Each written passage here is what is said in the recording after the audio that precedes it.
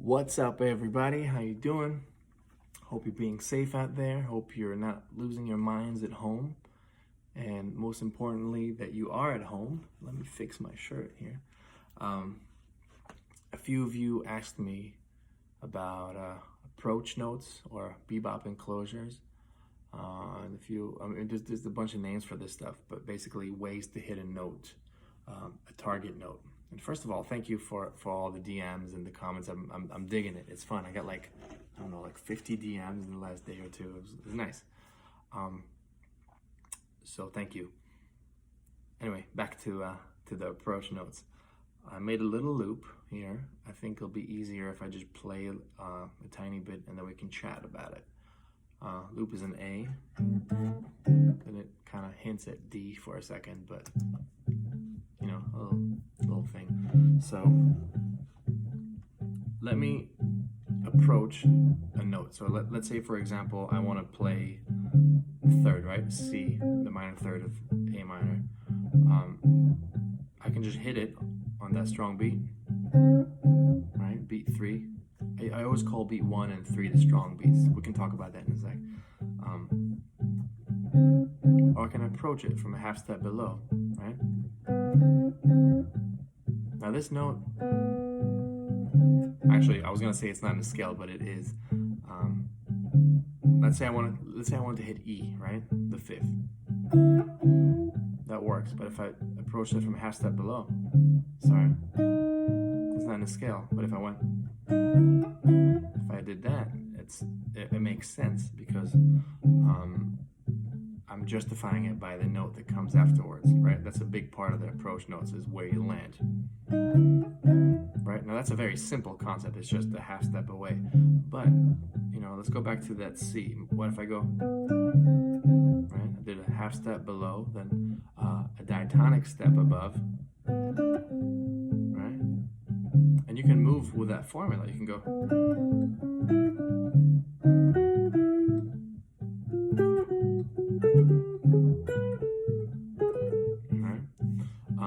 so that's, you know, kind of the idea. And again, you can add all kinds of stuff. Let me play a little bit.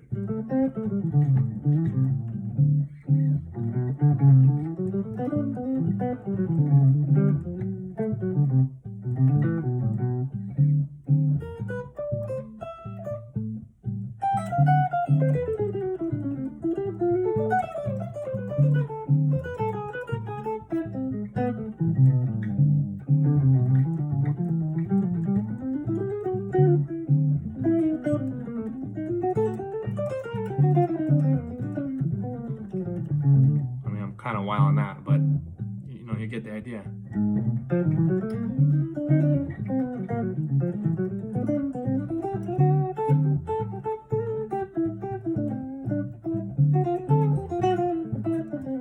I like that.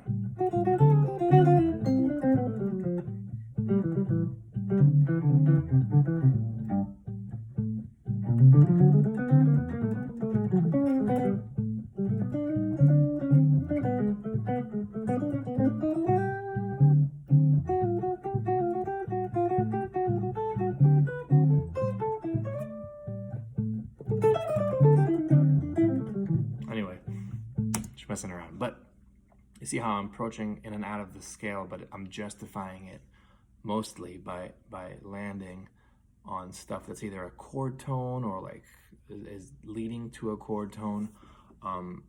So let's talk about that. How do we take like a boring line, like a super boring, you know, rudimentary, like let's say I went, let's stay in A for a sec. I don't know, right? E, D, C, B, A. How do I take that and how do I spice it up? Even with just one half step, right? Even if instead of playing, I play already cool. Now, if you notice, it became a longer line, so you have to kind of be responsible with thinking about that last note and where it lands. And that's where you can kind of get either super analytical or just play whatever and kind of, you know, have a more raw approach to it. And both perspectives are totally fine. Like I said, I grew up with guys, you know, in other videos I kind of alluded to it. Like I was very fortunate to grow up around a lot of like the older cats that just, they weren't as analytical. I mean, they knew exactly what they were doing, but they weren't, in terms of like terminology and like, you know, formulas and stuff, like they had their stuff worked out and they knew their theory up and down, but they weren't as, what's the word, academic about it, if you will. But that, I don't, you know, maybe not, because that makes them sound like they didn't know, but they weren't as like, anyway, you get what I'm saying, right? There's more like a raw thing to it. It was with a bit of an abandon, which made it exciting. But back to the enclosures. Take that simple line, and even just adding that half step, right? I'm just approaching the first note a half step below. Now, if you think of A minor, like I said before, that E flat, that's not an A minor, but because I play, it pulls towards that target note. Now, dig. I don't have to just do that on the first note. What if I do an approach to the second note? Instead of, what if I play, that's nice, right? What if I play it on the third note? Well, that's not as exciting because the B is in the scale, right? So the half step below also happens to be the diatonic step below. They overlap there. So, all right, not so good, but like, let's go for the fourth note. The B is a sharp, technically, or a B flat underneath it, right? So that's cool. What about the root? Right? So you get all these different combinations just by inserting a half step. That's nothing. Like, what if I take I don't know, a half step above as well? So I do one below, one above. Yeah. Cool. I like that. Now you notice the rhythm of it changed.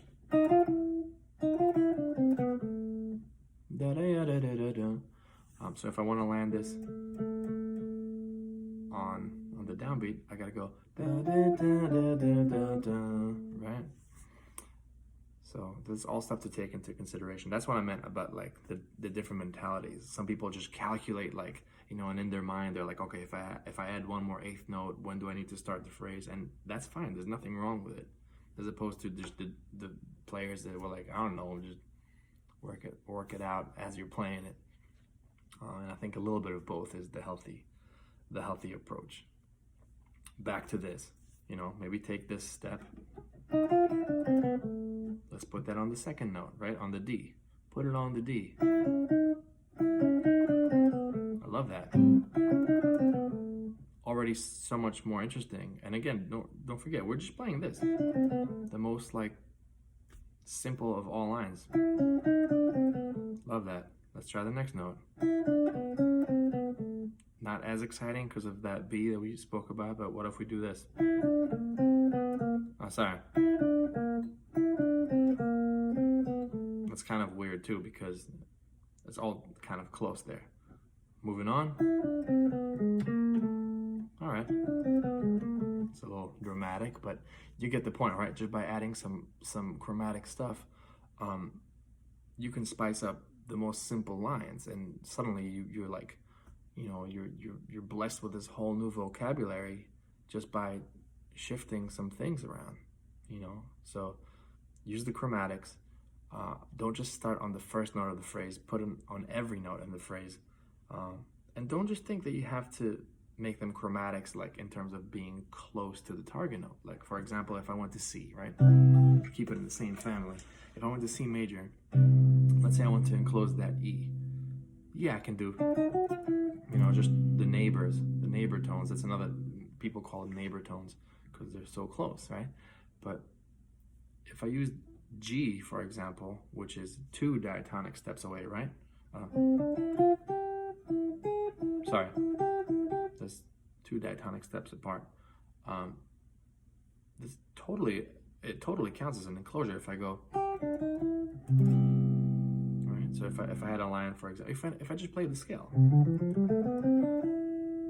right? Or I can go,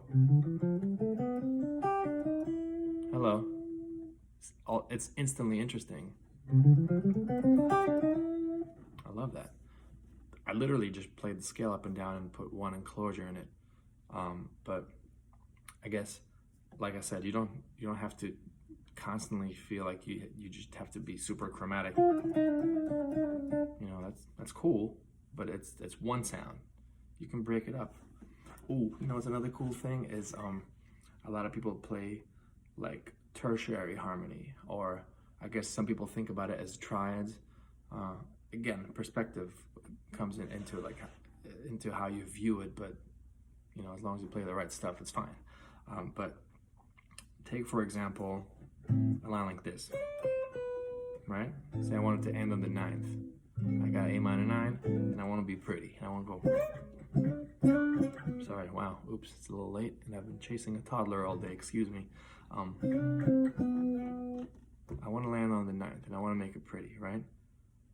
But I want to make it also a little bit more interesting. So I can do the whole, but that's like a very bebop thing. So how do I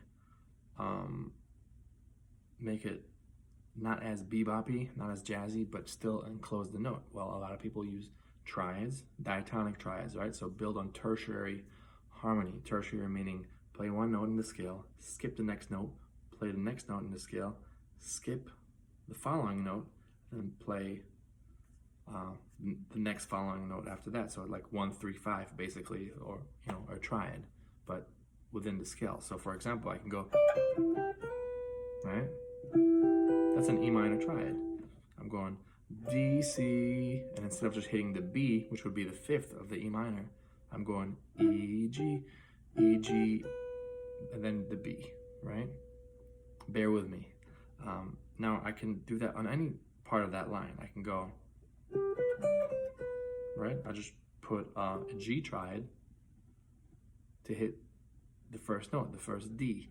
So I'm going G, B, D, and then I finish that line. Or maybe if I put it on the second note, what if I go, love that. And then again, based on whatever scale you're in, you can contour that. But you know, you can have, or, right? You see, I just put the device wherever, but it all comes from just going down the scale. So use these enclosures, make stuff interesting. Anything else I'd like to talk about? You know, I actually included the strong beats before I talked about the strong beats. A lot of these approaches that, you know, they're called bebop approaches for a reason. A lot of the jazz players that I grew up around. By the way, I don't consider myself a jazz player. I can play through changes. I understand the vocabulary, but like this, the way I see it, like to be a jazz player, quote unquote, that's, you gotta live and breathe that stuff. And just like you know, your repertoire has got to be completely on a whole other level. I mean, I love it, but I'm really like a pop studio guy, and I have a lot of respect for the jazz players, and I understand a lot of the vocabulary, but I don't consider myself a jazz player per se. Anyway, what was I saying? See, I lost my train of thought. Oh yeah, a lot of the bebop players that I grew up around, they talked about putting chord tones on strong beats. Strong beats meaning 1 and 3. So if you have eighth notes, 1 and 2 and 3 and 4 and 1 and 2 and 3 and 4. So if I'm playing in C major, right? 1 and 2 and 3 and 4 and 1 and 2 and 3 and 4. 1. See, I just did an enclosure technically to hit that C. I didn't even think about it, but I had to make sure that I'm hitting the chord tone, right? So a lot of people use the enclosures to buy or to use up time before they hit the chord tones in a certain sequence, right? So like,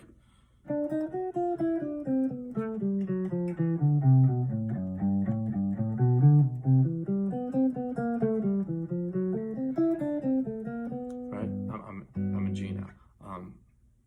Now, if you're playing just one chord, like my loop that I made was basically just an A minor. So it's not that crucial that I'm hitting everything. But if you have stuff that's like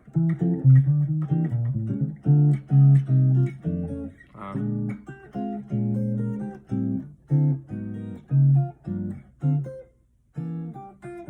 don't know, you want to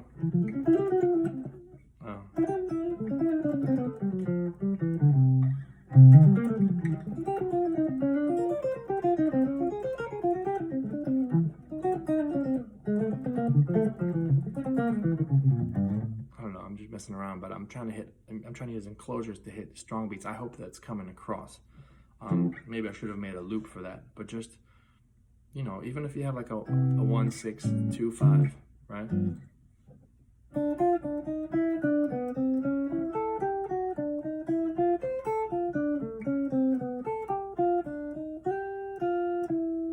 You know, I hope that comes across. Like I'm playing the chord tones, or at least I'm trying to play the chord tones on either the 1 or the 3 to give you the feeling that I'm playing through the changes. Like a lot of people play stuff that technically fits over the changes, and it's not wrong, but there's a whole other level of playing that's deliberate, you know. And like you can tell, like when George Benson plays a solo, you can tell what the harmony is doing, even if you're just listening only to his single lines. And that's, you know, that's that next level stuff. Not that I'm comparing myself to George Benson, but I know I was lucky enough to be around him when I was younger. Sorry, dropped a name there. But anyway, that's the point. Enclosures are all about time. You know, the way I was explained it. It's not about, I mean, it's also about making lines interesting, but ultimately, like when you're playing through changes, it's about using the time so you can land chord tones in the right spaces. I hope that helps and doesn't confuse. And I hope you're enjoying the stuff and you're practicing it. And that's it. Hit me up. Let me know what you think. And be safe. Later.